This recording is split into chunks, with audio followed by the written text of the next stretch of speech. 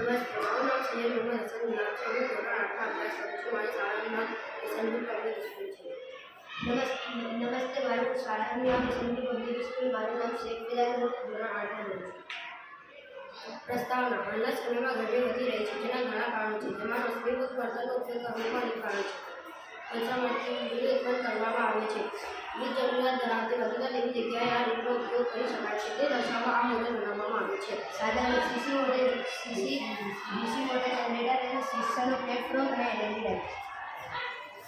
કાર્ય પદ્ધતિ: શિક્ષણના પ્લેટફોર્મ પર ડીસી મોટર જનરેટર લગાડવામાં આવે છે. જ્યારે શિક્ષકો ગતિ કરે છે ત્યારે વીજળી ઉત્પન્ન થાય છે. આ ડીસી મોટર જનરેટર દ્વારા ઉત્પન્ન થતી વીજળીને સંગ્રહ કરવામાં આવે છે અને ત્યાં એલઈડી લાઇટ ચાલુ કરવામાં આવે છે. ફાયદા: વીજ જરૂરિયાત ધરાવતી હકીકત એવી જગ્યાએ વીજળીના પુરવઠાનો ઉપયોગ કરી શકાય છે. અશ્મિભૂત બળતણનો ઉપયોગ ઓછો થતો હોવાથી પ્રદૂષણમાં ઘટાડો થાય છે.